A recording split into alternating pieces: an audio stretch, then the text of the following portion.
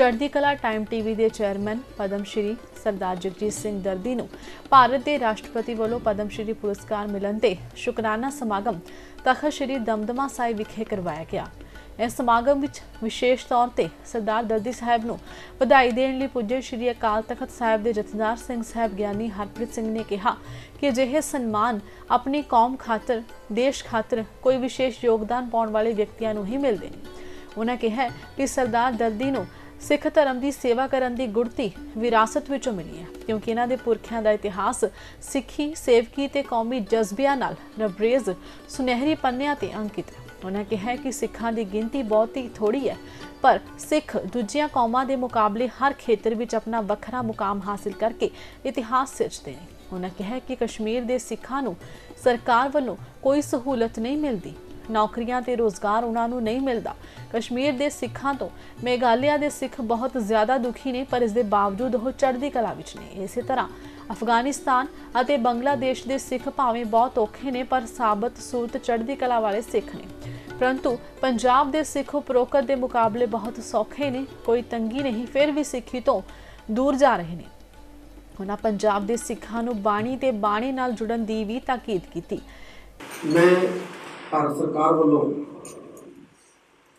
जो सरदार जगजीत सिंह दर्दी होरां नूं पद्म श्री अवार्ड दिता गया, ये मैं इन्होंने फैमिली इन्होंने खेतों में बहुत बहुत बधाई दें।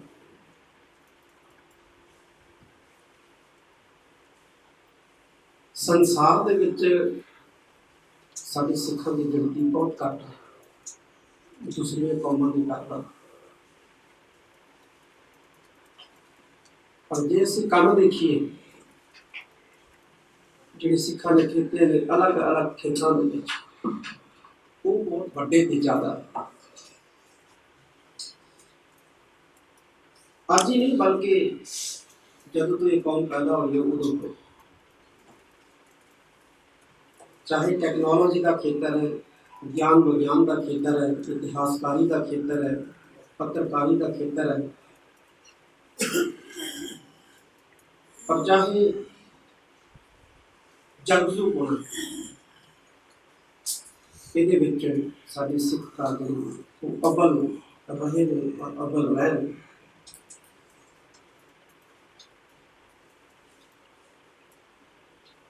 भारत दे विचों अंग्रेज़ां नूं कढण वास्ते सब तो वध योगदान पाया जो सिखां ने पाया, और दूसरा जिहड़ा योगदान पाया वो बंगालियों ने पाया। शायद यो कारण सी कि अंग्रेज़ां ने दोनों ही सज़ा दी। पहला 1905 के विच बंगाल की वंड की, फिर 1947 के विच पंजाब की वंड की, और दोबारा फिर बंगाल की वंड, फिर पंजाब की वंड जिहड़ी है कुछ साल बाद फिर आज़ाद भारत के विच।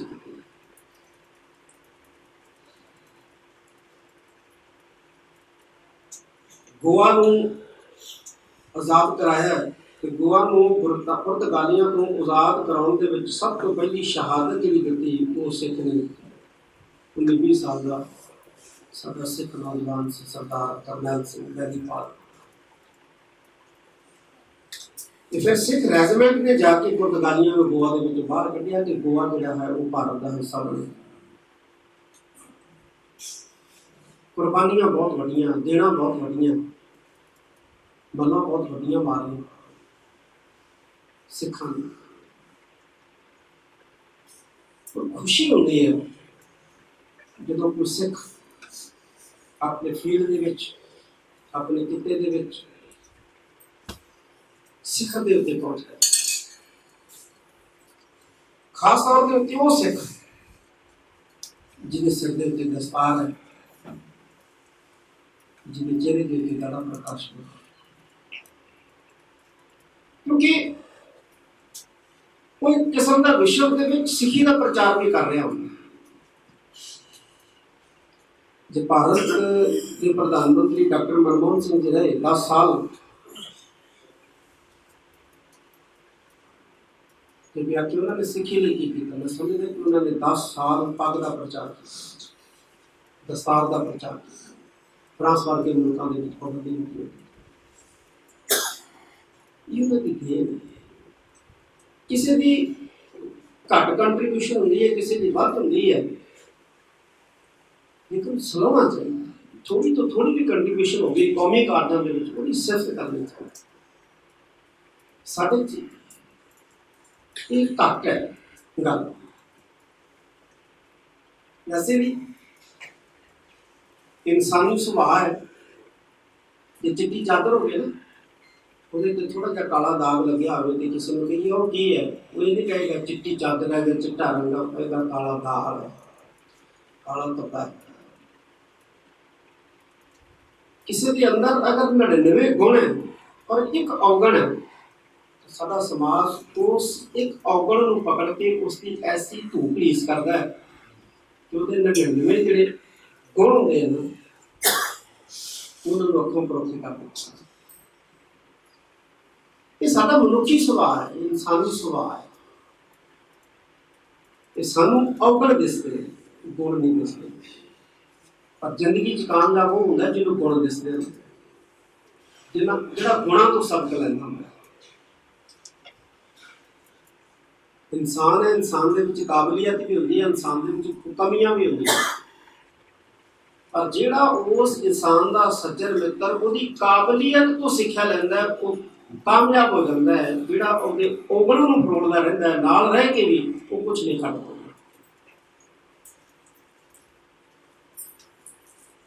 ਅੱਜ ਅਸੀਂ ਮੈਂ ਹਰਿਦੁਆਰ ਦੇ ਵਿੱਚ ਇੱਕ ਹਿੰਦੂ ਸੰਤ ਨੂੰ ਮਿਲਿਆ, ਉਹਨੇ ਬੜੀ ਸੋਹਣੀ ਗੱਲ ਕਹੀ। ਉਹ ਕਹਿੰਦੇ ਗਿਆਨੀ ਜੀ, ਕਹਿੰਦਾ ਇਹ ਠੀਕ ਹੈ ਕਿ ਸਾਡੇ ਉੱਪਰ ਬਹੁਤ ਜ਼ਰੂਰ, ਖਾਸ ਤੌਰ ਦੇ ਉੱਤੇ ਮੁਗਲਿਆ ਦੌਰ ਦੇ ਵਿੱਚ ਜਾਂ ਬ੍ਰਿਟਿਸ਼ ਸਾਮਰਾਜ ਦੇ ਦੌਰਾਨ, ਲੇਕਿਨ ਅੱਜ ਸਾਨੂੰ ਲੱਗਦਾ ਹੈ ਕਿ ਅਸੀਂ ਮੁਸੀਬਤ 'ਚ ਹਾਂ। ਭਾਵੇਂ ਉਹਨੇ ਜ਼ੁਲਮ ਨਹੀਂ ਹੋ ਰਹੇ, ਪਰ ਅਸੀਂ ਇੱਕ ਠੰਡਾ ਸਾਹ ਵੀ ਭਰਦੇ ਹਾਂ ਕਿ ਸ਼ਾਇਦ ਸਾਡਾ ਰਾਜ ਹੈ। ਸੱਚੀ ਗੱਲ ਹੈ, ਜਿਸ ਮੁਸੀਬਤ 'ਚ ਹੈ। ਮੈਨੂੰ ਕਹਿੰਦੀ ਅੱਜ ਤੁਸੀਂ ਮੁਸੀਬਤ 'ਚ ਕਿਵੇਂ? ਉਸ ਮੁਗਲਿਆ ਦੌਰ ਦੇ ਵਿੱਚ ਜ਼ੁਲਮ ਹੋਏ ਤੁਹਾਡੇ ਤੇ, ਬ੍ਰਿਟਿਸ਼ ਰਾਜ ਦੇ ਵਿੱਚ ਜ਼ੁਲਮ ਹੋਏ ਤੁਹਾਡੇ ਤੇ, ਤੁਸੀਂ ਕਹਿੰਦੇ ਹੋ ਕਿ ਅੱਜ ਅਸੀਂ ਠੰਡਾ ਸਾਹ ਵੀ ਭਰਦੇ ਹਾਂ ਕਿ ਸਾਡਾ ਰਾਜ ਹੈ, ਲੇਕਿਨ ਫਿਰ ਵੀ ਅਸੀਂ ਮੁਸੀਬਤ 'ਚ। ਹੁਣ ਤੁਸੀਂ ਮੁਸੀਬਤ 'ਚ ਕਿਉਂ? ਬੜੀ ਕਮਾਲ ਦੀ ਗੱਲ ਕਹੀ। ਕਹਿੰਦੇ ਮੁਗਲਿਆ ਦੌਰ ਦੇ ਵਿੱਚ ਬੇਸ਼ੱਕ ਸਾਡੇ ਕਮਜ਼ੋਰ ਲੋਕਾਂ ਨੂੰ ਧੱਕੇ ਦੇ ਨਾਲ ਡਰਾ ਧਮਕਾ ਕੇ ਜਾਂ ਲਾਲਚ ਦੇ ਕੇ ਕਨਵਰਜਨ ਕਰਾ ਲਿਆ ਗਿਆ, ਫਿਰ ਵੀ ਸਾਡੇ ਬਹੁਤ ਗਿਣਤੀ ਸਮਾਜ ਦੇ ਵਿੱਚ ਲੋਕਾਂ ਦਾ ਜਿਹੜਾ ਸਮਾਜ ਸੀ ਉਹ ਮਜ਼ਬੂਤ ਰਿਹਾ, ਸਮਾਜ ਨਹੀਂ ਵਿਗੜਿਆ। ਬ੍ਰਿਟਿਸ਼ ਦੌਰ ਦੇ ਵਿੱਚ ਵੀ ਸਾਡਾ ਸਮਾਜ ਨਹੀਂ ਸੀ ਟਿਕਿਆ। ਅੱਜ ਦੀ ਸਭ ਤੋਂ ਵੱਡੀ ਸਮੱਸਿਆ ਜਿਸ ਨੂੰ ਅਸੀਂ ਫੇਸ ਕਰ ਰਹੇ ਹਾਂ ਉਹ ਇਹ ਹੈ ਕਿ ਅੱਜ ਸਾਡਾ ਸਮਾਜ ਤਿਲਕ ਗਿਆ ਹੈ। ਸਮਾਜ ਤਿਲਕ ਗਿਆ। ਸਮਾਜ ਕਿਸ ਤਰ੍ਹਾਂ ਤਿਲਕਿਆ ਸਮਝਦੇ ਹੋ ਤੁਸੀਂ? ਉਹ ਕਹਿੰਦੇ ਜੀ ਸਮਾਜ ਇਸ ਤਰ੍ਹਾਂ ਅਸੀਂ ਤਿਲਕਿਆ ਸਮਝਦੇ ਹਾਂ ਕਿ ਸਮਾਜ ਦੇ ਵਿੱਚੋਂ ਮਾਨਤਾਵਾਂ, ਮਰਿਆਦਾਵਾਂ, ਪਰੰਪਰਾਵਾਂ ਇਹ ਖਤਮ ਹੋ ਗਈਆਂ। ਵੈਸਟਰਨ ਕਲਚਰ ਨੇ ਸਾਡੀਆਂ ਮਾਨਤਾਵਾਂ ਨੂੰ ਢਾਹ ਲਾ ਦਿੱਤੀ ਹੈ, ਸਾਡੀਆਂ ਪਰੰਪਰਾਵਾਂ ਨੂੰ ਢਾਹ ਲਾ ਦਿੱਤੀ ਹੈ, ਸਾਡੀਆਂ ਮਰਿਆਦਾਵਾਂ ਖੰਡਿਤ ਕਰ ਦਿੱਤੀਆਂ, ਸਾਡੇ ਰਿਸ਼ਤੇ ਖੰਡਿਤ ਹੋ ਗਏ ਨੇ ਅੱਜ। ਇਸ ਕਰਕੇ ਅੱਜ ਅਸੀਂ ਵੱਧ ਮੁਸੀਬਤ 'ਚ, ਆਪਣੇ ਰਾਜ ਦੇ ਵਿੱਚ ਅਸੀਂ ਸਭ ਤੋਂ ਵੱਧ ਮੁਸੀਬਤ 'ਚ।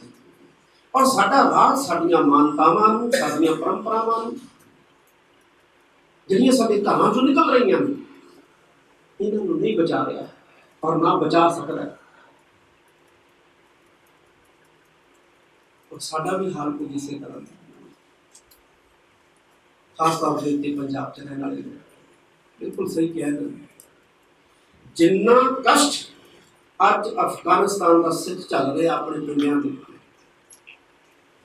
ਉਹਨਾਂ ਕਸ਼ਮੀਰ ਦਾ ਸਿੱਖ ਨਹੀਂ ਚੱਲ ਰਿਹਾ। ਜਿੰਨਾ ਕਸ਼ਮੀਰ ਦਾ ਸਿੱਖ ਚੱਲ ਰਿਹਾ ਉਹਨਾਂ ਮੇਘਾਲਿਆ ਦਾ ਸਿੱਖ ਨਹੀਂ ਚੱਲ ਰਿਹਾ। ਔਰ ਜਿੰਨਾ ਮੇਘਾਲਿਆ ਦਾ ਸਿੱਖ ਚੱਲ ਰਿਹਾ ਉਹਨਾਂ ਕਿਸੇ ਹੋਰ ਸਟੇਟ ਦਾ ਸਿੱਖ ਨਹੀਂ ਚੱਲ ਰਿਹਾ। ਔਰ ਪੰਜਾਬ ਦਾ ਸਿੱਖ ਤਾਂ ਬਿਲਕੁਲ ਹੀ ਨਹੀਂ ਚੱਲ ਰਿਹਾ।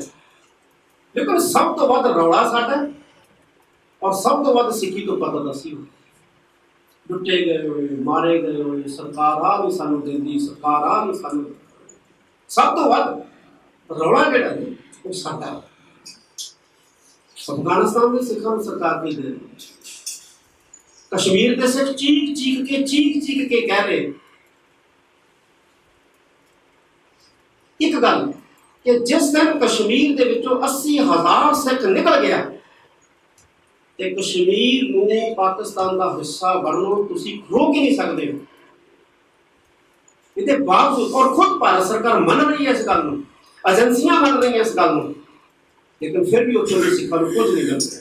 ਨਾ ਨੌਕਰੀਆਂ ਮਿਲ ਰਹੀਆਂ ਨੇ, ਨਾ ਰੁਜ਼ਗਾਰ ਮਿਲ ਰਿਹਾ, ਕੁਝ ਵੀ ਨਹੀਂ ਮਿਲ ਰਿਹਾ, ਲੇਕਿਨ ਫਿਰ ਵੀ ਉਹ ਚੜ੍ਹਦੀ ਕਲਾ ਚ। ਔਰ ਇੱਥੇ ਸਾਨੂੰ ਸਭ ਕੁਝ ਮਿਲ ਰਿਹਾ ਸੀ, ਫਿਰ ਵੀ ਰੋਈ ਜਾਂਦੇ। ਫਿਰ ਵੀ ਸਾਡੇ ਹੱਥਾਂ 'ਚ ਕੈਂਚੀਆਂ ਨੇ, ਕੇਸ ਕਤਲ ਕਰਦੇ। ਫਿਰ ਵੀ ਅਸੀਂ ਆਪਣੀ ਮਾਨਤਾ ਪਰੰਪਰਾ ਮਰਿਆਦਾ ਨਿਤਨੇਮ ਸਭ ਤੋਂ ਦੂਰ ਹੁੰਦੇ ਜਾ। ਇਹ ਬੜੀ ਸੋਚਣ ਵਾਲੀ ਗੱਲ। ਅੱਜ ਵੀ ਤੁਸੀਂ ਭਾਰਤ ਦੇਖ ਕੇ ਆਓ, ਕੱਲਾ ਭਾਰਤ ਹੀ ਦੇਖ ਕੇ ਆਓ। ਭਾਰਤ ਦੇਖਣ ਦਾ ਮਤਲਬ ਇਹ ਨਹੀਂ ਕਿ ਤੁਸੀਂ ਵੱਡੇ ਵੱਡੇ ਸ਼ਹਿਰਾਂ ਜਾਓ, ਬੰਬੇ ਜਾਓ, ਹੈਦਰਾਬਾਦ ਜਾਓ, ਤੁਸੀਂ ਚੇन्नई ਜਾਓ, ਤੁਸੀਂ ਦਿੱਲੀ ਜਾਓ, ਨਹੀਂ। ਭਾਰਤ ਦੇ ਤੁਸੀਂ ਪਿੰਡਾਂ 'ਚ ਵੜੋ ਔਰ ਪਿੰਡਾਂ ਦੇ ਵਿੱਚ ਜਾ ਕੇ ਤੁਸੀਂ ਦੇਖੋ ਉਹਨਾਂ ਲੋਕਾਂ ਨੂੰ, ਤੇ ਫਿਰ ਆ ਕੇ ਪੰਜਾਬ ਦੇ ਪਿੰਡਾਂ ਨੂੰ ਦੇਖੋ। ਤੁਸੀਂ ਖੁਦ ਕਹੋਗੇ ਕਿ ਅਸੀਂ ਬਿਹਤਰ ਹੈ ਉਹਨਾਂ ਨਾਲ। ਸੋ ਅਸੀਂ ਤਾਂ ਉਹ ਕੌਮ ਹੈ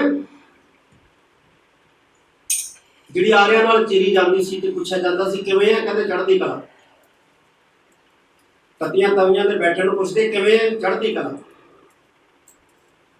ਤੇ ਅੱਜ ਜ਼ਮੀਨਾਂ, ਕੋਠੀਆਂ, ਕਾਰਾਂ, ਏਸੀ, ਵਾਤਾਨੁਕੂਲ ਕਮਰੇ, ਫਿਰ ਵੀ ਕਹਿੰਦੇ ਮਰ ਗਏ ਜੀ, ਮਾਰਤੇ ਜੀ, ਮਰ ਗਏ ਜੀ, ਮਾਰਤੇ। ਕੌਮ ਇੱਕ ਤਾਂ ਇਹ ਜਿਹੜੀ ਪ੍ਰਗਤੀ ਹੈ ਨਾ, ਜਿਹੜੀ ਮੈਰੋਲੈਸ ਕਰਨ ਵਾਲੀ, ਇਸ ਪ੍ਰਵਿਰਤੀ ਤੋਂ ਰਹਿਤ ਹੋਣ ਦਾ ਸਾਨੂੰ ਯਤਨ ਕਰਨਾ ਚਾਹੀਦਾ। ਕਿਤਾਬਾਂ ਵੀ ਇਹੋ ਜਿਹੀਆਂ ਆ ਰਹੀਆਂ, ਸੋਸ਼ਲ ਮੀਡੀਆ ਤੇ ਵਾਕਿਆਤ ਵੀ ਇਹੋ ਜਿਹੇ ਆ ਰਹੇ, ਸਿੱਖ ਨਿਗਲਿਆ ਗਿਆ, ਸਿੱਖ ਖਤਮ ਹੋ ਜਾਣਾ, ਸਿੱਖ ਮਰ ਜਾਣਾ, ਸਿੱਖ ਨੇ ਇਹ ਹੋ ਜਾਣਾ, ਸਿੱਖ ਨੂੰ RSS ਨੇ ਦਬਾ ਲੈਣਾ। ਸਿੱਖ ਚਿੜੀਆਂ ਨੇ, RSS ਬਾਹਰ ਆ ਨਹੀਂ, ਫਿਰ ਕਿਵੇਂ ਦਬਾ ਲੈ? ਤੁਸੀਂ ਬਾਣੀ ਨਾਲ ਜੁੜੋ, ਤੁਸੀਂ ਬਾਣੇ ਦੇ ਧਾਰਨੀ ਬਣੋ, ਉਹਨੂੰ ਕੋਈ ਨਹੀਂ ਦਬਾ ਸਕਦਾ, ਕੋਈ ਨਹੀਂ ਮਾਰ ਸਕਦਾ। ਮਰਾਂਗੇ ਅਸੀਂ ਉਦੋਂ ਜਦੋਂ ਬਾਣੀ ਬਾਣੇ ਨਾਲ, ਫਿਰ ਕਿਸੇ ਬਾਜ ਦੀ ਵੀ ਲੋੜ ਨਹੀਂ। ਤੇ ਚਿੜੀਆਂ ਨੇ ਸਾਨੂੰ ਮਾਰ ਦੇਣਾ ਜੇ ਅਸੀਂ ਬਾਣੀ ਬਾਣੇ ਤੋਂ ਜੁੜੇ। ਮੇਰੇ ਅੰਤ ਦੇ ਵਿੱਚ ਜਿੰਨੇ ਵੀ ਸਾਡੇ ਪ੍ਰੈਸ ਦੇ ਵੀਰ ਆ ਰਹੇ, ਚਾਹੇ ਚੜ੍ਹਦੀ ਕਲਾ ਟੀਵੀ ਨਾਲ ਜੁੜੇ ਨੇ ਜਾਂ ਦੂਸਰੀਆਂ ਅਖਬਾਰਾਂ ਤੋਂ, ਦੂਸਰੇ TV ਚੈਨਲ ਤੋਂ ਆਏ ਨੇ, ਸਾਰਿਆਂ ਦੀ ਦਿਲ ਦੀਆਂ ਗਹਿਰਾਈਆਂ ਤੋਂ ਧੰਨਵਾਦ ਕਰਦਾ। ਦਾਦੀ ਸਾਹਿਬ ਦੇ ਸਰਦਾਰ ਹਰਪ੍ਰੀਤ ਸਿੰਘ ਜੀ, ਇਹਨਾਂ ਨੇ TV ਟੈਕਨੋਲੋਜੀ ਦੇ ਵਿੱਚ ਮੈਥਡ ਸਟੱਡੀ ਚੈਨਲ ਚਲਾਉਂਦੇ ਨੇ, ਸਕਸੈਸਫੁਲ ਚੈਨਲ ਜਿਹੜਾ ਟਾਈਮ TV ਚੜ੍ਹਦੀ ਕਲਾ ਤੇ ਚੱਲ ਰਿਹਾ ਪੂਰੇ ਵਰਲਡ ਦੇ ਅੰਦਰ। ਇਹਨਾਂ ਦੀ ਕਾਬਲੀਅਤ ਦਾ ਨਤੀਜਾ। ਔਰ ਸਾਡੇ ਦਾਦੀ ਸਾਹਿਬ ਜਿਨ੍ਹਾਂ ਨੇ ਦੱਸਿਆ ਆਪਣੇ ਬਾਰੇ, ਕਿਸ ਤਰ੍ਹਾਂ ਉਹਨਾਂ ਦਾ ਜੀਵਨ ਰਿਹਾ, ਕਿਸ ਤਰ੍ਹਾਂ ਉਹਨਾਂ ਦੇ ਪਰਿਵਾਰ ਦਾ ਜੀਵਨ ਸੀ, ਉਹਨਾਂ ਦੇ ਬਜ਼ੁਰਗਾਂ ਦਾ ਜੀਵਨ ਸੀ। ਔਰ ਮੈਨੂੰ ਖੁਸ਼ੀ ਇਸ ਗੱਲ ਦੀ ਕਿ ਇਹਨਾਂ ਨੇ ਆਪਣੇ ਬਜ਼ੁਰਗਾਂ ਤੋਂ ਲਈਆਂ ਸਿੱਖਾਂ ਨੂੰ ਆਪਣੇ ਜੀਵਨ ਦੇ ਵਿੱਚ ਜਿਹੜਾ ਹੈ ਉਹ ਅਪਣਾਇਆ ਹੈ। ਔਰ ਵਾਹਿਗੁਰੂ ਅੱਗੇ ਅਰਦਾਸ ਹੈ ਕਿ ਇਹਨਾਂ ਨੇ, ਜਿਵੇਂ ਇਹਨਾਂ ਨੇ ਆਪਣੇ ਦਾਦੇ ਨੂੰ ਆਪਣਾ ਰੋਲ ਮਾਡਲ ਮੰਨਿਆ, ਉਹ ਇਹਨਾਂ ਦੇ ਬੱਚੇ ਵੀ ਜਿਹੜੇ ਆਪਣੇ ਬਜ਼ੁਰਗਾਂ ਨੂੰ ਰੋਲ ਮਾਡਲ ਮੰਨਣ। ਕਿਉਂਕਿ ਜਿਹੜੇ ਇਸ ਤਰ੍ਹਾਂ ਦੇ ਬੰਦਗੀ ਵਾਲੀ, ਕੁਰਬਾਨੀ ਕਰਨ ਵਾਲੀ ਸਿੱਖਾਂ ਨੂੰ, ਚਾਹੇ ਉਹ ਪਰਿਵਾਰ ਤੋਂ ਨੇ ਜਾਂ ਪਰਿਵਾਰ ਤੋਂ ਬਾਹਰ ਹੈ, ਆਪਣਾ ਰੋਲ ਮਾਡਲ ਮੰਨ ਕੇ ਜ਼ਿੰਦਗੀ ਜਿਉਂਦੇ ਆ, ਉਹ ਹਮੇਸ਼ਾ ਹੀ ਬੁਲੰਦੀਆਂ ਛੂਹਦੇ। ਜਿਹੜੇ ਰੋਲ ਮਾਡਲ ਹੀ ਫਿਲਮੀ ਐਕਟਰਾਂ ਨੂੰ, ਗਾਣੇ ਵਾਲੇ ਗਾਇਕਾਂ ਨੂੰ ਮੰਨਦੇ ਹੁੰਦੇ, ਫਿਰ ਉਹੋ ਜਿਹੇ ਬਣਦੇ। ਬਾਣੀ 'ਚ ਪੜ੍ਹਦੀ ਹੈ ਕਿ ਜੈਸਾ ਸੇਵੇ ਤੈਸਾ ਹੋਗਾ। ਜਿਹੋ ਜਿਹਾ ਬੰਦਾ ਸੇਵਦਾ, ਜਿਹੋ ਜਿਹਾ ਬੰਦਾ ਚੱਲਦਾ, ਉਹੋ ਜਿਹਾ ਹੀ ਹੋ ਜਾਂਦਾ ਹੈ। ਹਮੇਸ਼ਾ ਗੁਰੂ ਸਾਹਿਬਾਨ ਨੂੰ ਚਿਤਵੋ, ਉਹਨਾਂ ਦੇ ਇਤਿਹਾਸ ਨੂੰ ਚਿਤਵੋ, ਆਪਣੇ ਬਜ਼ੁਰਗਾਂ ਨੂੰ ਚਿਤਵੋ, ਆਪਣੀ ਕੁਰਬਾਨੀਆਂ ਕਰਨ ਵਾਲੇ ਬਜ਼ੁਰਗਾਂ ਨੂੰ ਚਿਤਵੋ। ਸਾਡਾ ਜੀਵਨ ਸਫਲ ਹੋਏਗਾ।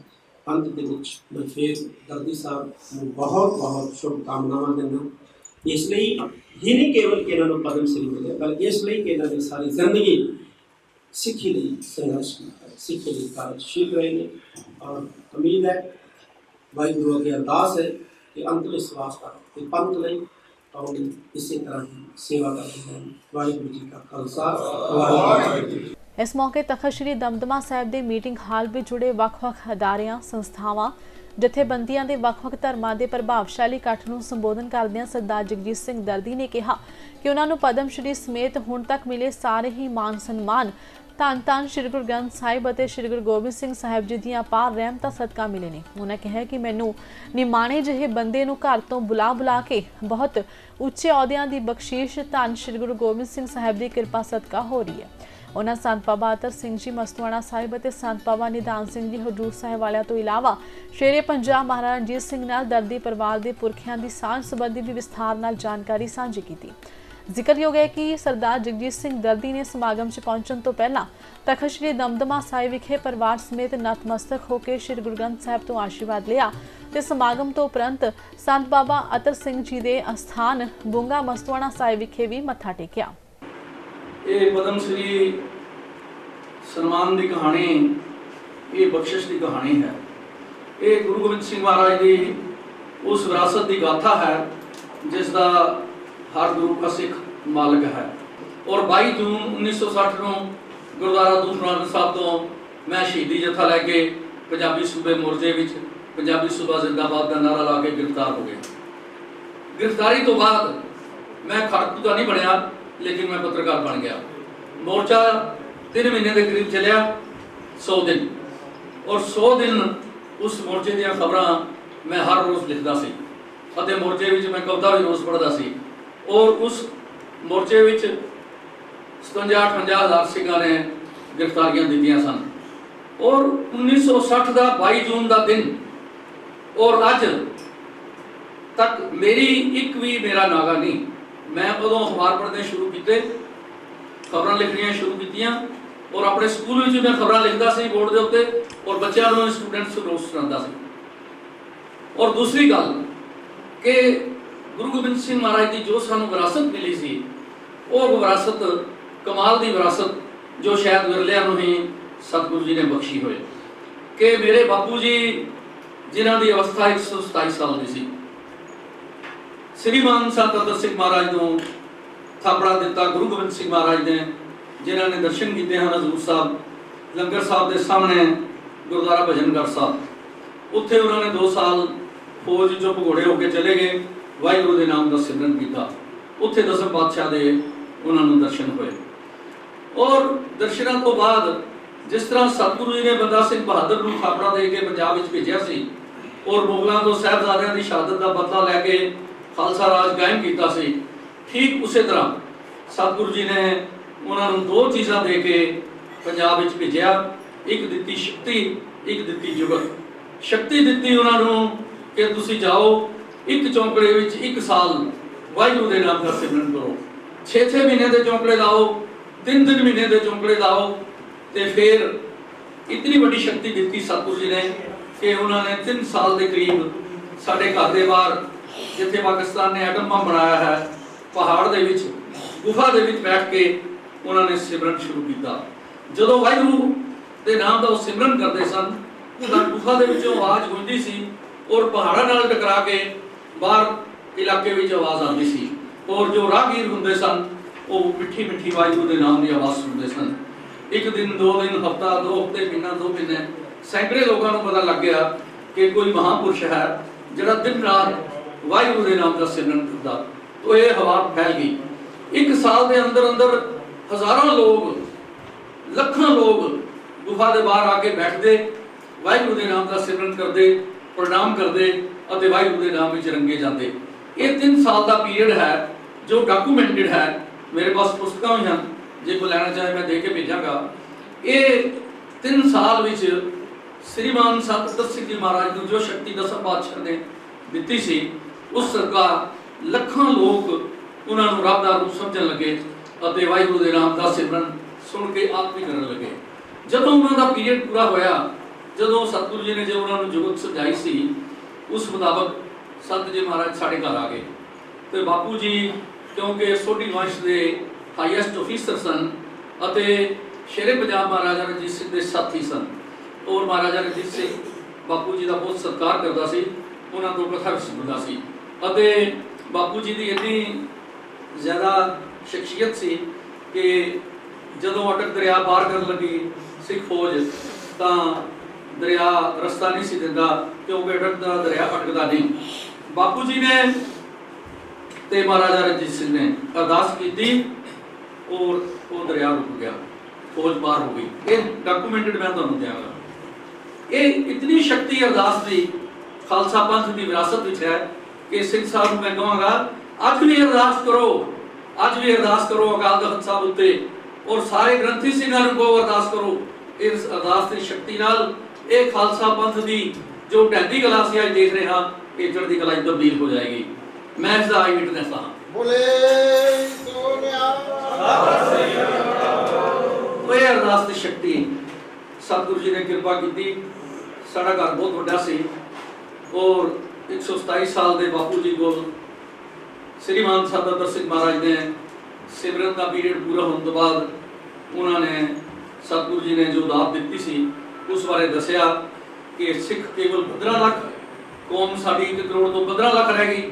ਹੁਣ ਇਸ ਤੋਂ ਦੁਬਾਰਾ ਫਿਰ ਖਾਲਸਾ ਪੰਥ ਨੂੰ ਸੰਸਾਰ ਵਿੱਚ ਪ੍ਰਗਟ ਕਰਕੇ ਟ੍ਰਾਂਸਫਾਰਮੇਸ਼ਨ ਕਰਕੇ ਉਧਰ ਜਾਗਰਤ ਕਰਕੇ ਇਹ ਡਿਊਟੀ ਸਾਡੀ ਸਤਿਗੁਰੂ ਜੀ ਨੇ ਲਾਈ ਹੈ ਸੰਸਾਰ ਵਿੱਚ ਪੇਸ਼ ਕਰਨਾ ਹੈ। तो देखो संत अतर सिंह जी महाराज रब रूप हो गए और बापू जी भी बहुत बख्शिश सतगुरु जी दी दातां दे मालिक सन। दोनों ने सलाह की ते पहला अमृत संचार साडे घर विच होया। घर इन्ना वड्डा है कि हज़ारां लोग साडे घर विच आए जिन्हां च हिंदू भी बहुत सन, गैर सिख और सिख भी सन। संत जी महाराज ने जो गुरु गोबिंद सिंह महाराज ने आज्ञा की सी उन्होंने दीवान लगाए और संगतां नूं कहा भाई अमृत छको। और तुहानूं ये जान के हैरानी भरी खुशी होगी कि जिस शहर विचों असीं उजड़ के आए हाँ रिफ्यूजी बन के, और दुनिया में ऐसा शहर है जिथे एक भी सिख बेअमृतिया नहीं। 100% सिखां ने संत अतर सिंह जी महाराज ने एक बारी कहण ते अमृत पान किया। जो 1699 की विसाखी वाले दिन तख्त श्री केसगढ़ साहब के स्थान पे 5 प्यारिਆਂ की चोण करके गुरु गोबिंद सिंह महाराज ने अमृत का बाटा तैयार किया सी, उसी मर्यादा नाल अमृत तैयार होया और 100% सिखां ने अमृत छकिया। फिर जिहड़ी जुगत सी वो सी कि जदों तक गैर सिख अमृत नहीं छकणगे उदों तक सिखां दी गिनती नहीं वधेगी। संत जी महाराज ने अगले दिन गैर सिखां नूं जिन्हां च ज़्यादा हिंदू सन उन्हां नूं कहा भाई अमृत छको। किसी ने अमृत नहीं छकिया। संत जी महाराज ने कई दिन लगातार सारे गैर सिखां नूं कहा तुसीं अमृत छको, एक ने भी अमृत नहीं छकिया। हुण खेड़ तां खालसा पंथ की गिनती वधाउण दी सी और हिंदुआं नूं इस गल दा पता सी कि ये महापुरुष संत श्री मान बाबा अतर सिंह जी ये रब दा रूप हन। Nobody had any doubt, किसी नूं कोई शक नहीं सी। सारे संतां विच यकीन और श्रद्धा रखते सन। तां जिहड़े बजुर्ग हिंदू सन उन्होंने मीटिंग की कि असी पाप कर रहे हाँ, असी अवज्ञा कर रहे हाँ, असी संत जी की आज्ञा नहीं मरते, असी पापी हो जाएंगे। सानू इस बारे सोचना चाहिए कि ये अमृत छकन वाली गल ठीक है। तो उन्होंने फैसला किया कि बापू बुद्ध सिंह को जाके पूछो कि अमृत छकन वाली गल ठीक है। असी हिंदू दाड़ियां किवें रखांगे, केस किवें रखांगे, कुरबाना किवें पावांगे, मर्यादा किवें रखांगे। तो सारे शहर के हिंदू बुढ़े स्त्रियां साडे घर हज़ारों की गिनती में आए इकट्ठे हो गए तो बापू जी नूं कहंदे दसो। संत जी रोज़ कहते हैं असीं तो मैंटली प्रिपेयर्ड नहीं, असीं किस तरह अमृत छकीए, दसो की करिए। बापू जी भी बहुत सियाणे सन, बजुर्ग सन, सत्संगी सन। उन्होंने कहा भाई गल आओ सारे। अगले दिन हज़ारों की गिनती में हिंदू बच्चे बुढ़े जवान सब साढ़े घर आ गए। तो बापू जी ने गीता खोल ली, गीता का प्रकाश किया और उन्होंने गीता सुनाई।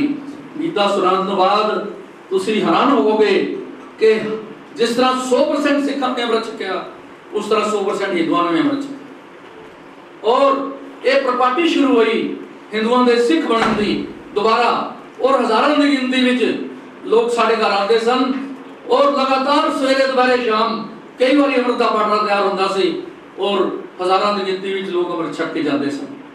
ਇੱਕ ਦਿਨ ਇੱਕ ਲੜਕਾ 15 ਸਾਲ ਦੀ ਉਮਰ ਦਾ, ਜਿਸ ਦਾ ਨਾਮ ਨਾਨਕ ਚੰਦ ਸੀ, ਉਹ ਅੰਮ੍ਰਿਤ ਛਕਣ ਆਇਆ। ਉਸਨੇ ਅੰਮ੍ਰਿਤ ਛਕਿਆ। ਔਰ ਸਿੰਘ ਸਾਹਿਬ ਜੀ ਸ਼੍ਰੋਮਣੀ ਅਕਾਲੀ ਦਲ, ਸ਼੍ਰੋਮਣੀ ਗੁਰਦੁਆਰਾ ਪ੍ਰਬੰਧਕ ਕਮੇਟੀ ਦੀ ਬੁਨਿਆਦ ਸਾਡੇ ਸ਼ਹਿਰ ਵਿੱਚ ਰੱਖੀ ਗਈ। ਔਰ ਉਹ ਨਾਨਕ ਚੰਦ ਮਲਹੋਤਰਾ ਅੰਮ੍ਰਿਤ ਛਕ ਕੇ ਪੰਥ-ਰਤਨ ਸ੍ਰੀਮਾਨ ਮਾਸਟਰ ਦਾਰਾ ਸਿੰਘ ਬਣਿਆ, ਜਿਸ ਦਾ ਸਭ ਤੋਂ ਵੱਡਾ ਯੋਗਦਾਨ, ਤੁਸੀਂ ਇਤਿਹਾਸ ਪੜ੍ਹੋ, ਸ਼੍ਰੋਮਣੀ ਕਮੇਟੀ ਦੀ ਸਿਰਜਣਾ ਔਰ ਸ਼੍ਰੋਮਣੀ ਅਕਾਲੀ ਦਲ ਦੀ ਸਿਰਜਣਾ ਵਿੱਚ ਸਭ ਤੋਂ ਵੱਡਾ ਅਗਰ ਯੋਗਦਾਨ ਹੈ ਤਾਂ ਉਹ ਨਾਨਕ ਚੰਦ, ਜੋ ਅੰਮ੍ਰਿਤ ਛਕ ਕੇ ਤਾਰਾ ਸਿੰਘ ਬਣਿਆ।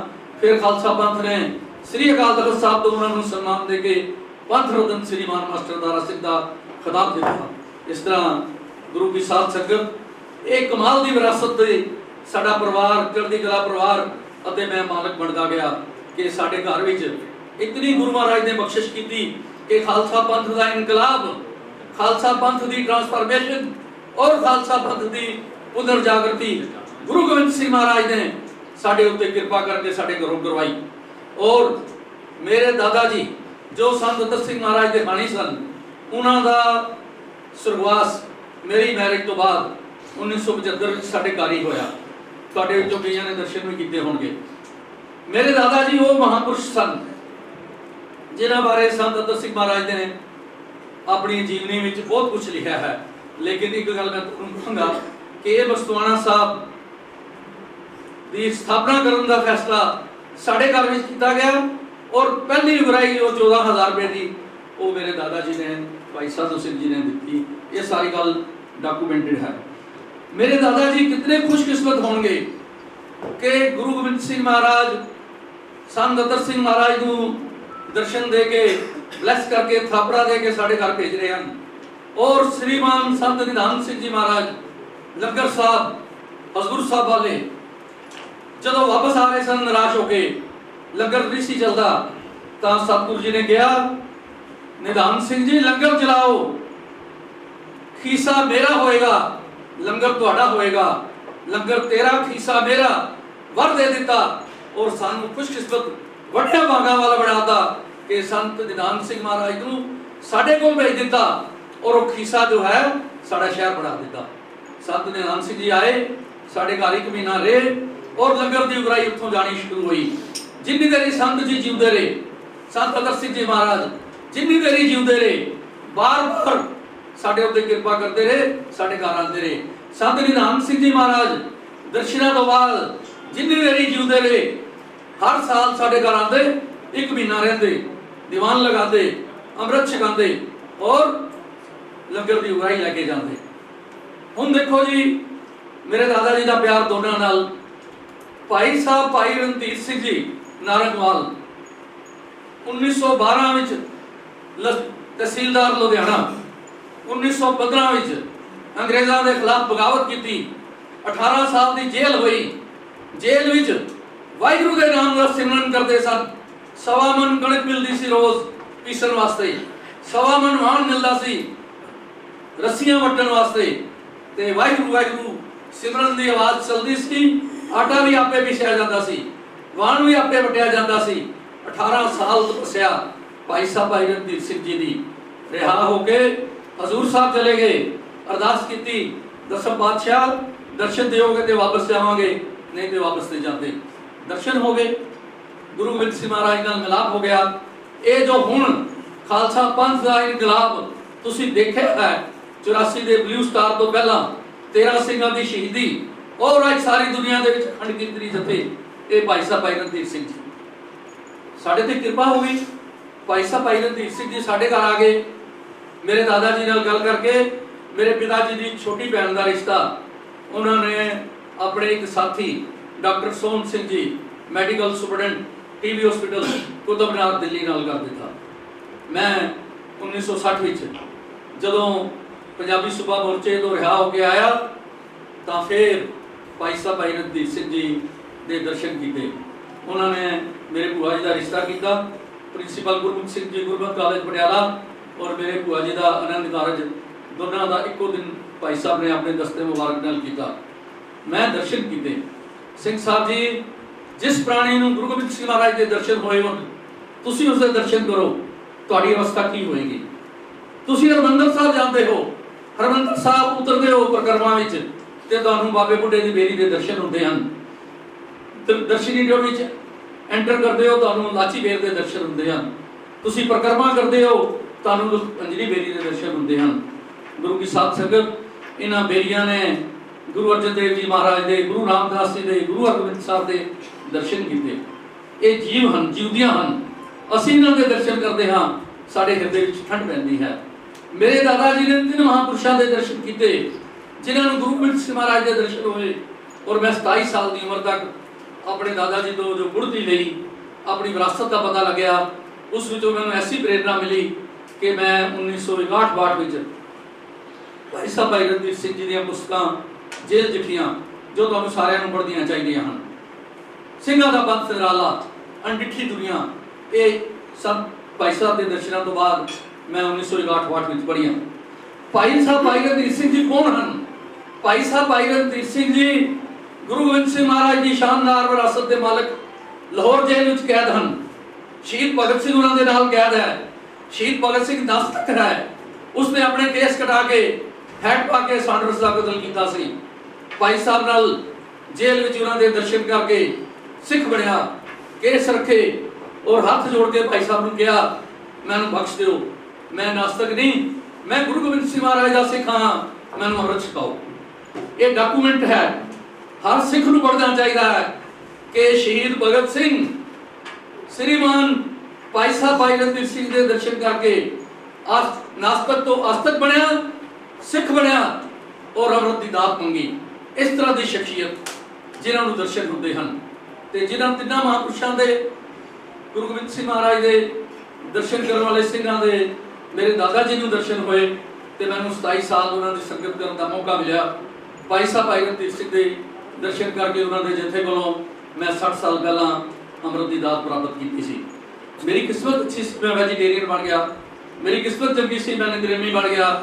1965 ਵਿੱਚ ਮੈਨੂੰ ਤੇ ਅਕਾਲੀ ਜਥੇ ਦੇ ਪ੍ਰਧਾਨ ਨੂੰ, ਸਾਨੂੰ ਦੋਨਾਂ ਨੂੰ, ਬੇਦੋਸ਼ਿਆਂ ਨੂੰ, ਗੁਰੂ ਗ੍ਰੰਥ ਸਾਹਿਬ ਦੀ ਬੇਦਬੀ ਹੁੰਦੀ ਸੀ, ਅਸੀਂ ਪ੍ਰੋਟੈਸਟ ਕਰਦੇ ਸੀ ਤੇ ਸਾਨੂੰ ਦੋਨਾਂ ਨੂੰ 22 ਦਿਨ ਦਾ ਪੁਲਿਸ ਸਟੈਂਡ ਲੈ ਕੇ, ਰਿਮਾਂਡ ਲੈ ਕੇ 22 ਦਿਨ ਅੰਮ੍ਰਿਤਸਰ ਦੇ ਇੰਟਰੋਗੇਸ਼ਨ ਸੈਂਟਰ ਵਿੱਚ ਅਕਾਲੀ ਜਥੇ ਦੇ ਪ੍ਰਧਾਨ ਜਥੇਦਾਰ ਸਰਦਾਰਾ ਸਿੰਘ ਤੇ ਮੈਨੂੰ ਦੋਨਾਂ ਨੂੰ 22 ਦਿਨ ਵਾਸਤੇ ਇੰਟਰੋਗੇਸ਼ਨ ਸੈਂਟਰ ਅੰਮ੍ਰਿਤਸਰ ਵਿੱਚ ਕੈਦ ਕੀਤਾ ਗਿਆ।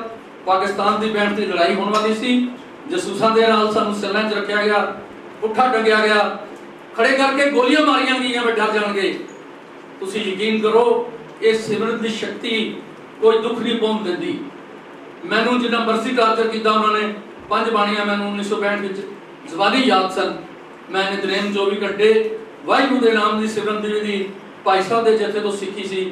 ਸਿਮਰਨ ਕਰਦਾ ਰਿਹਾ, ਨਾ ਡਰਿਆ, ਨਾ ਝੂਠਾ ਬਿਆਨ ਦਿੱਤਾ, ਨਾ ਕੋਈ ਮਾਫੀ ਮੰਗੀ, ਨਾ ਪੁੱਠਾ ਡਰਨ ਤੋਂ ਡਰਿਆ, ਨਾ ਗੋਲੀਆਂ ਤੋਂ ਡਰਿਆ। ਖੜੇ ਕਰਕੇ ਗੋਲੀਆਂ ਮਾਰਦੇ, ਕੋਈ ਬੰਦਾ ਜ਼ਮਾਨਤ ਕਰਵਾਉਣ ਵਾਲਾ ਨਹੀਂ ਸੀ। ਮਾਸਟਰ ਦਾਰਾ ਸਿੰਘ ਵੀ ਅੰਡਰਗਰਾਉਂਡ ਸੀ। ਸਾਨੂੰ ਦੋਨਾਂ ਨੂੰ 22 ਦਿਨ ਜੋ ਤੁਸੀਂ ਤਸ਼ੱਦਦ ਦਿੱਤੇ ਗਏ, ਲੇਕਿਨ ਵਾਹਿਗੁਰੂ ਨੇ ਡੋਲਰ ਨਹੀਂ ਦਿੱਤਾ, ਇਮਤਿਹਾਨ ਵਿੱਚੋਂ ਪਾਸ ਕਰਵਾਇਆ।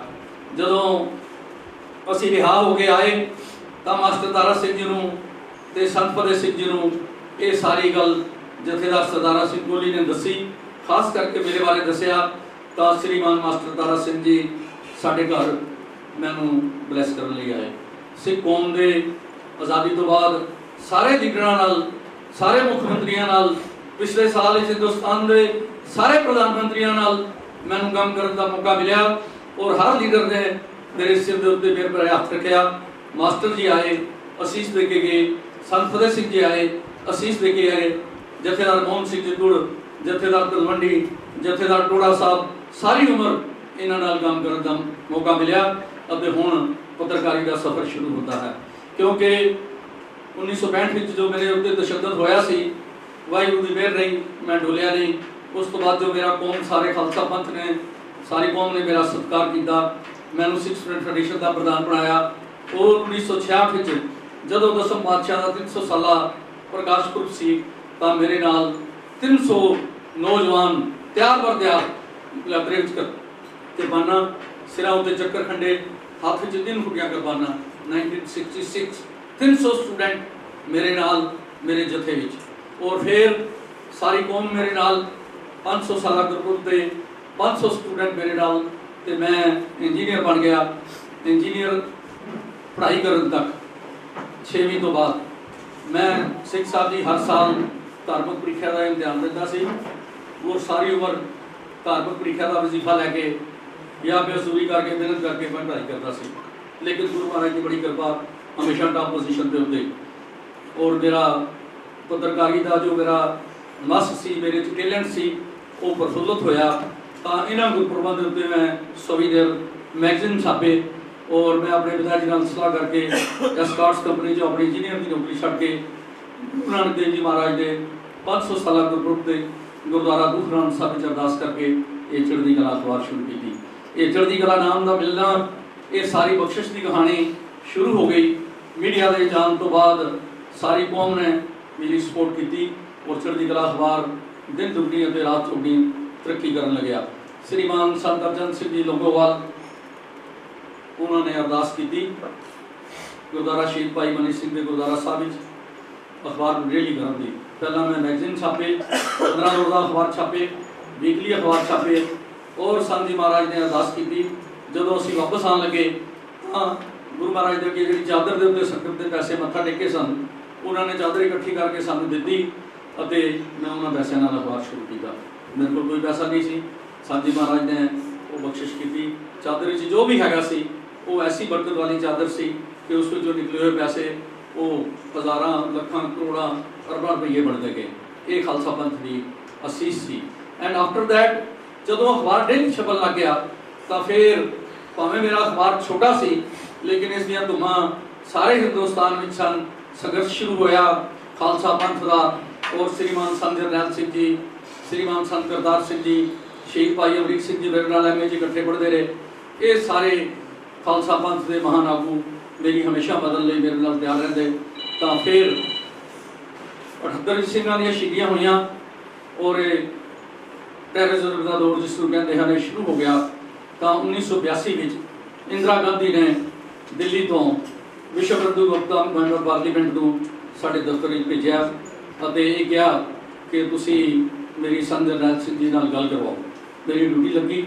ਮੈਂ ਟੋੜਾ ਸਾਹਿਬ ਨੂੰ ਗਿਆ ਕਿ ਇੰਦਰਾ ਗਾਂਧੀ ਦਾ ਇਹ ਦੂਤ ਮੈਂਬਰ ਪਾਰਲੀਮੈਂਟ ਉਹਨਾਂ ਦੀ ਚਿੱਠੀ ਲੈ ਕੇ ਆਇਆ ਹੈ, ਸੰਤ ਜੀ ਦੀ ਇੰਦਰਾ ਗਾਂਧੀ ਨਾਲ ਗੱਲ ਕਰਵਾਓ। ਉਦੋਂ ਇੰਦਰਾ ਗਾਂਧੀ ਵੀ, ਰਾਜੀਵ ਗਾਂਧੀ ਵੀ ਸੰਤ ਜਰਨੈਲ ਸਿੰਘ ਜੀ ਭਿੰਡਰਾਂ ਵਾਲਿਆਂ ਨੂੰ ਅੱਤਵਾਦੀ ਨਹੀਂ ਸਨ ਕਹਿੰਦੇ, ਸੰਤ ਜੀ ਕਹਿੰਦੇ ਸਨ ਔਰ ਕਹਿੰਦੇ ਸਨ ਜਰਨੈਲ ਸਿੰਘ ਜੀ ਤੋਂ ਇੱਕ ਸੰਤ ਹੈ। ਉਦੋਂ ਇਹ ਹਾਲਾਤ ਖਰਾਬ ਨਹੀਂ ਸੀ ਹੋਏ ਲੇਕਿਨ ਕਿਉਂਕਿ ਪੰਜਾਬ ਦਾ ਅਧੈਸ਼ੀ ਹੋਣ ਕਰਕੇ ਮੈਂ ਗੱਲ ਵੀ ਕਰਵਾਈ ਔਰ ਹਮੇਸ਼ਾ ਮੈਂ ਯਤਨ ਵੀ ਕਰਦਾ ਰਿਹਾ। ਉਸ ਤੋਂ ਬਾਅਦ ਮੈਨੂੰ ਗਿਆਨੀ ਜੈਲ ਸਿੰਘ ਨੇ ਰਾਸ਼ਟਰਪਤੀ ਭਵਨ 'ਚ ਬੁਲਾ ਕੇ ਕਿਹਾ ਕਿ ਸੰਤ ਲੌਂਗੋਵਾਲ ਜੀ ਰੁਕੋ, ਮੇਰਾ ਮੈਸੇਜ ਦਿਓ ਕਿ ਉਹ ਬਾਹਰ ਆ ਜਾਣ, ਮੁਰਜਾ ਖਤਮ ਕਰਨ। ਬੜਾ ਭਿਆਨਕ ਟਾਈਮ ਆਉਣ ਵਾਲਾ ਹੈ। ਹਿੰਦੂ ਸਿੱਖ ਏਕਤਾ ਦੀ ਗੱਲ ਕਰੀਏ ਤਾਂ ਇਹ ਜੋ ਬਲਾ ਆਉਣ ਵਾਲੀ ਹੈ ਬਲੂ ਸਟਾਰ ਦੀ ਇਹ ਗੱਲ ਜਾਏਗੀ।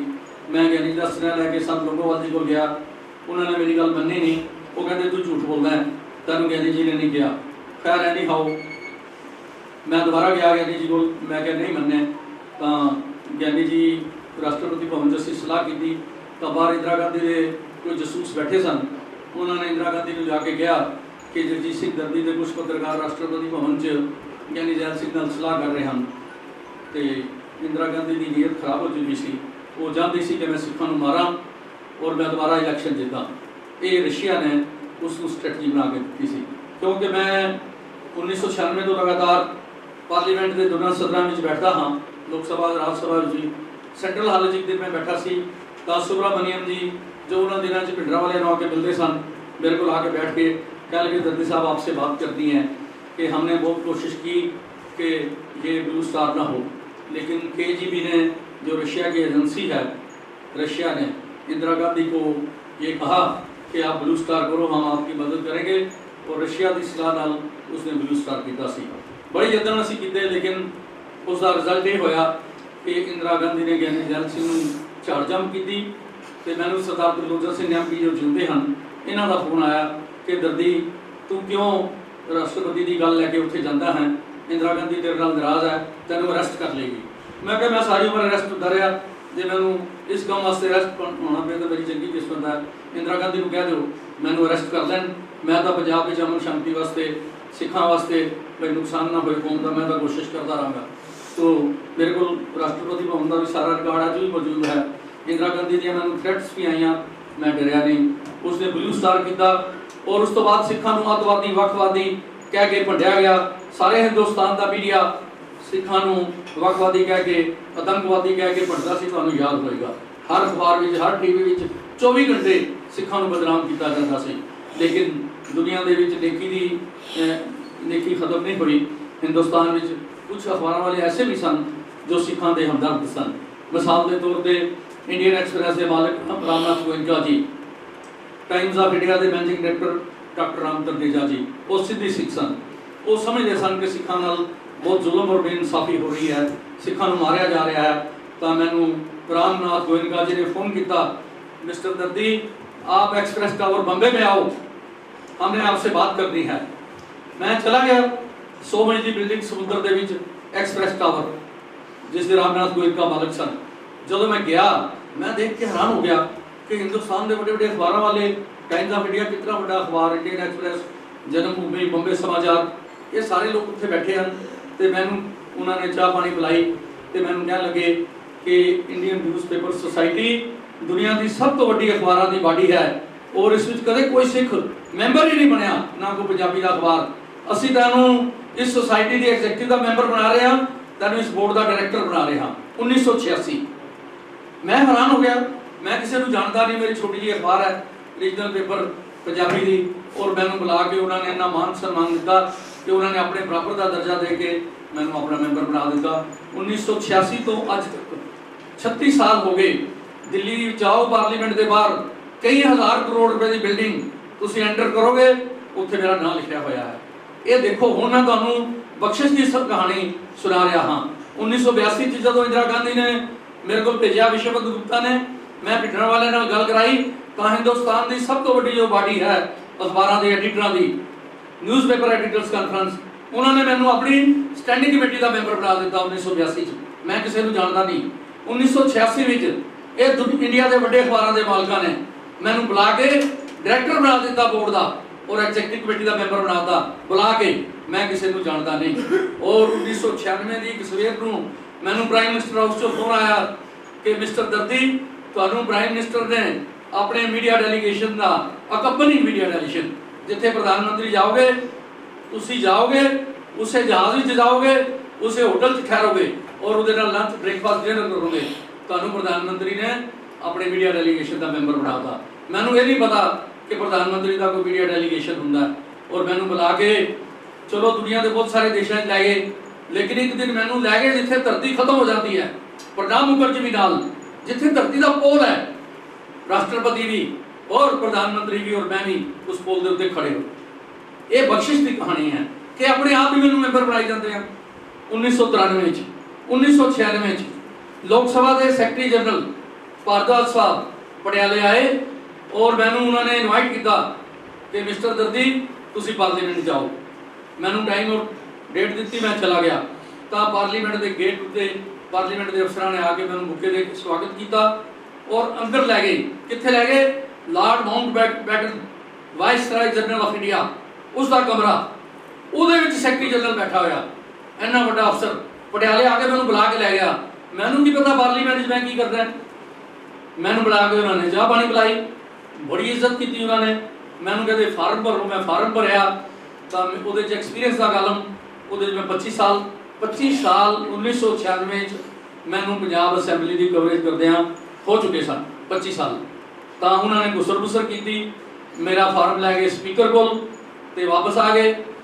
कहते जगजीत सिंह दर्दी हैज़ बीन एक्रीडिटेड टू द लोक सभा and he will be the member of the press advisory committee of लोक सभा। 1996 बाद इस राज्यसभा की मीडिया एडवाइजरी कमेटी का मैंबर बनाता और 26 साल हो गए। तुसी आओ, लोक सभा में भी मैं बैठता हाँ, प्रेस गैलरी में मेरे को सीट है, राज्यसभा में भी, सेंट्रल हॉल में भी। पहला सिख हिंदुस्तान में जिसनू गुरु गोबिंद सिंह महाराज ने अपनी बख्शिश के नाल हिंदुस्तान दियां सारियां मीडिया दियां टॉप दियां पोजीशनस उत्ते विदाउट नोइंग एनीबॉडी।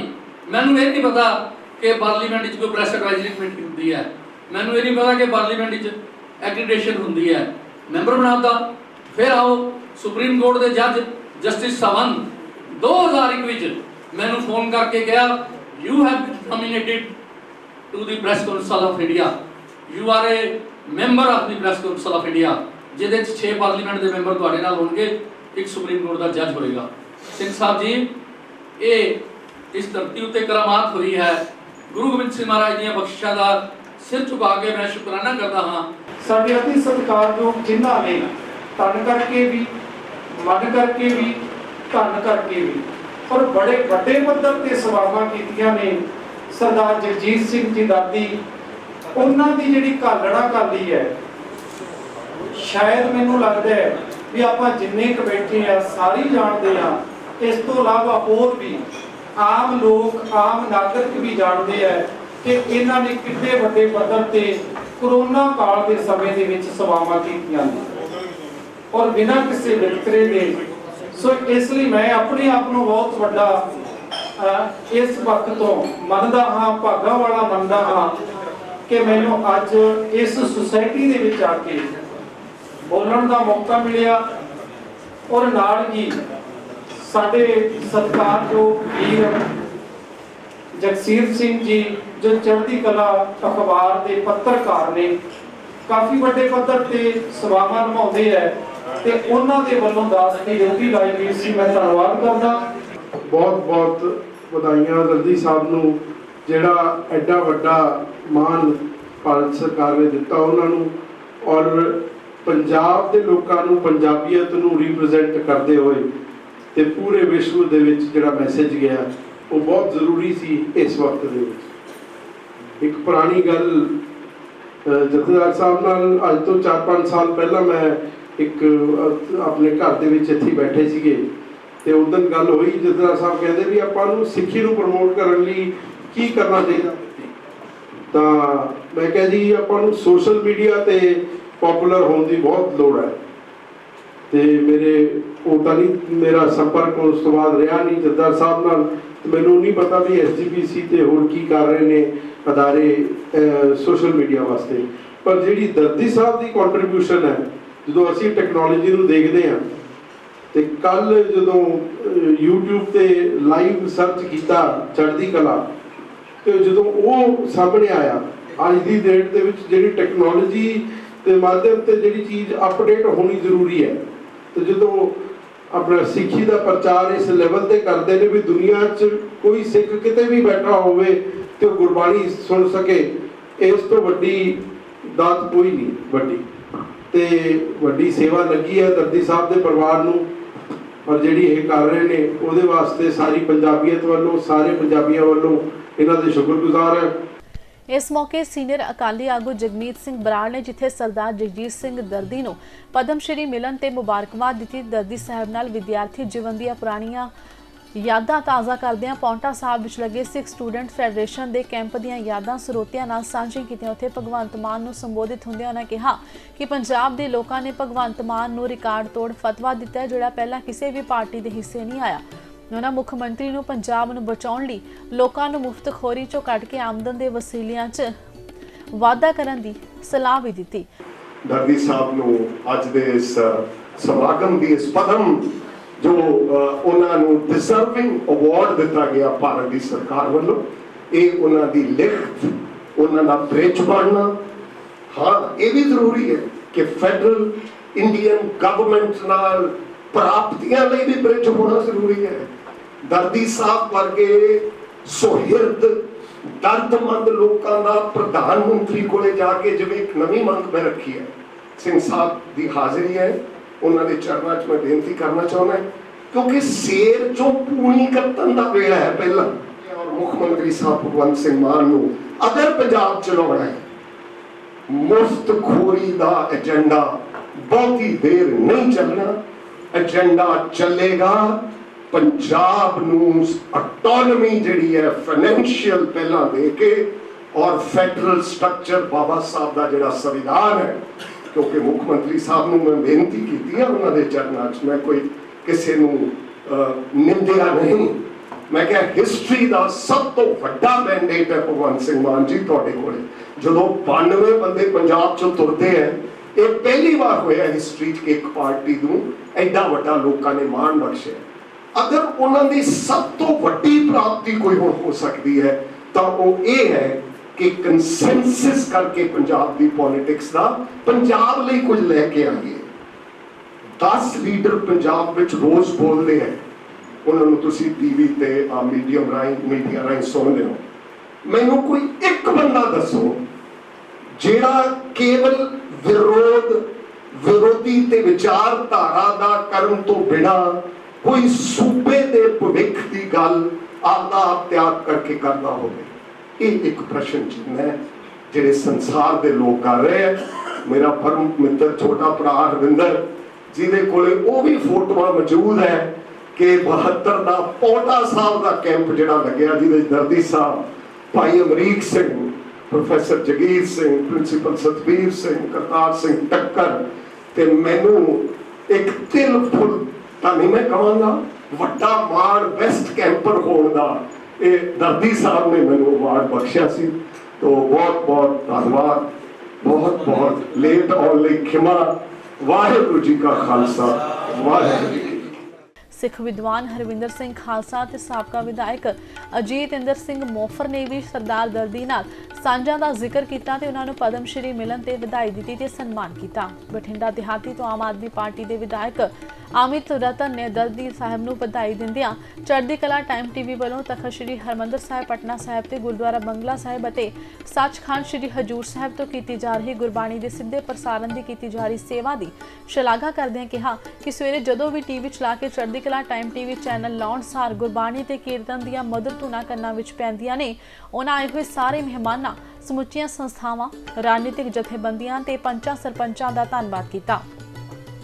इस मौके ते श्रोमणी गुरुद्वारा प्रबंधक कमेटी के कथावाचक भाई निर्भय सिंह ने पद्म श्री पुरस्कार बारे विस्तार नाल चानना पाउंदे दस्सिया कि पुरस्कार निष्काम सेवा लई दिता जाता है। उन्होंने कहा कि इस तो पहला है पुरस्कार भगत पूरन सिंह स्वर्गवासी ते प्रसिद्ध कीर्तनी रागी निर्मल सिंह स्वर्गवासी नूं मिल चुकिया।